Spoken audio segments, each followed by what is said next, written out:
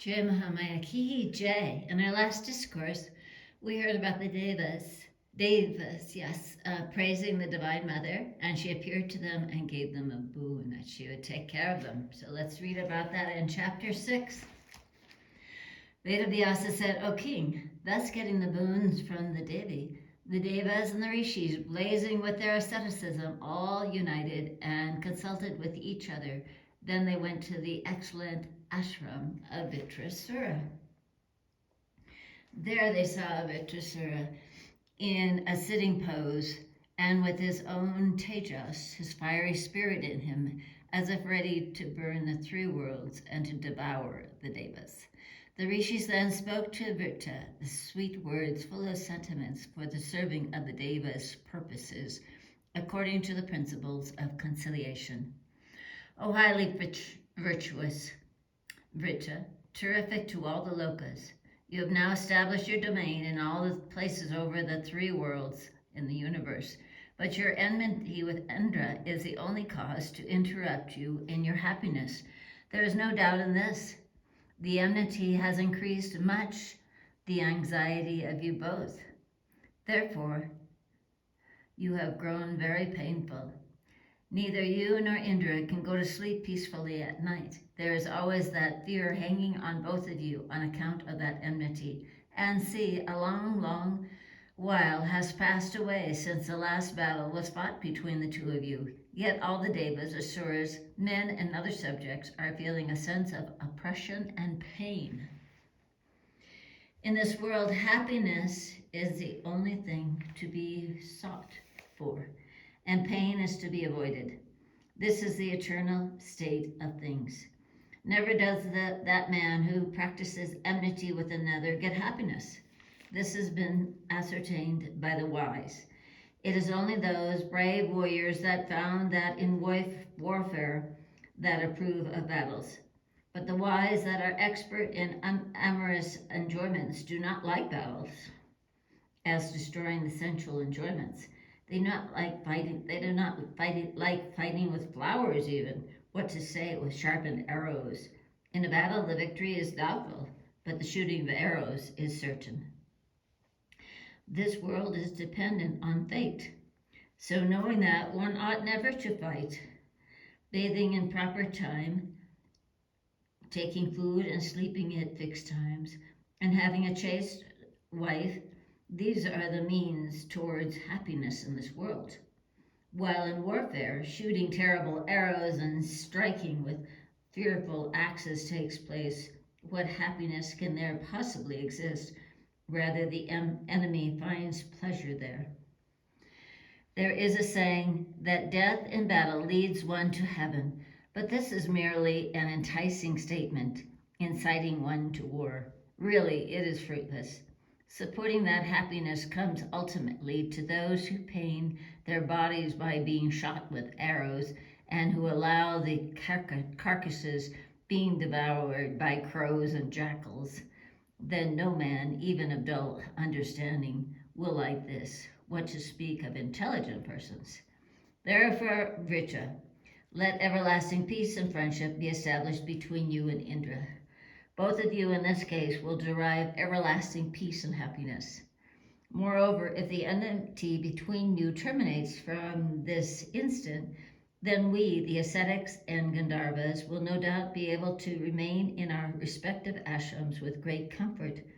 O powerful hero, owing to incessant wars between you and Indra, the Munis, Gandharvas, Kinnaras, and other beings are all day and night suffering very much.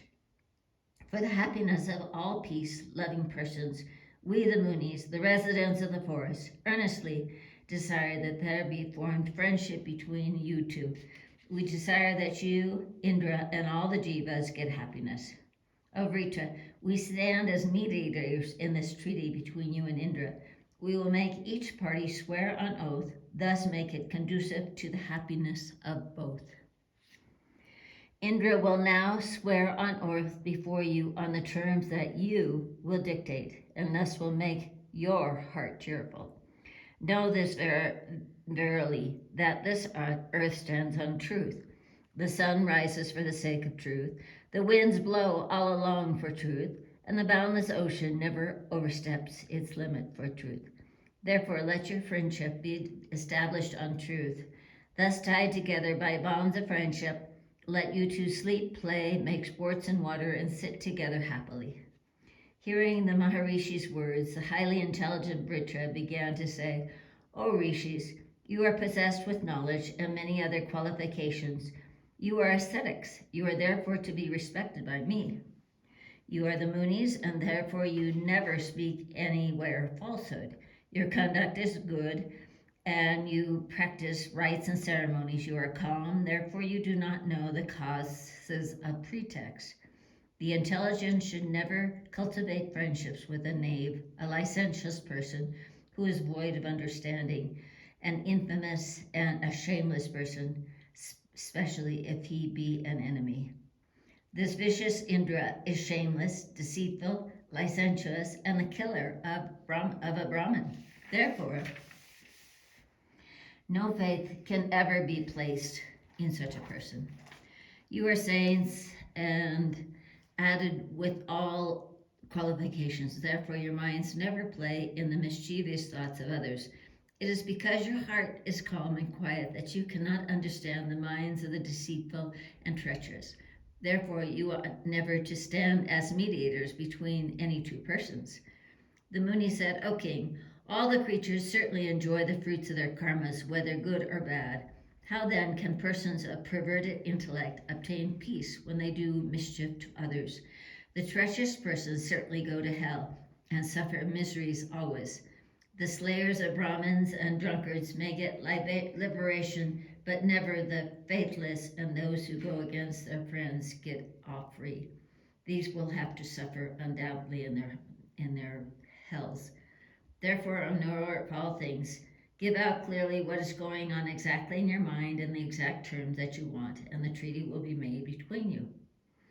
Vritra said, O highly fortunate Munis, I can enter into a treaty with Indra only on the condition that Indra, with all the other devas, will not kill me in day or in night with any dry or liquid substance, or with wood, stone, or thunderbolt, and with no other terms.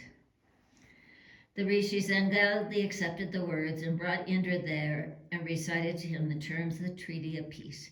Indra then swore an oath before the Muni with the fire as his witness that he would comply with the terms of the treaty and was thus freed from his heavy thoughts and felt that he had been rid of a fever. Vritra then, relief of Indra's words, became his friend and began to live, play, and enjoy with him. They felt a leisure by their union and began to roam, sometimes in the Nanda garden, sometimes in the Ganda Madana, sometimes on the shore of the ocean. Vritra was very much delighted when they were thus united in friendship, but Indra watched him to find his faults. Thus some time passed. A few years passed by after the treaty had been concluded, and the straightforward Vritra began to place very much confidence in Indra, but Indra meditated on the means how to kill him. One day Vishwakarma, knowing that his son Vitrasura placed implicit confidence in Indra, called his son and said, O my son Vritra, hear my words. See, it is never advisable to trust anybody with whom there has arisen once the enmity. Indra is your greatest enemy. He has always intended evil to you. Therefore, do not trust him any more. Indra is never to be trusted, who is always covetous, inimical, rejoicing at others' sufferings, licentious, addicted to others' wives, vicious, deceitful, finding faults with others, always jealous, a juggler, and puffed up with enmity. O child, what more shall I say than the fact that this villain, without fearing sin, easily entered into the womb of his mother and cut the crying child in the womb into 7 pieces, and then each 7th part again into 7 pieces, thus altogether into 49 parts. Therefore, my son, it is never to be trusted on any account. He who is always addicted to vicious deeds never feels shame in perpetuating again another crime. Vritra's death time was drawing near. Therefore, he could not take his father's words as auspicious, though he was warned by his father in words full of meaning.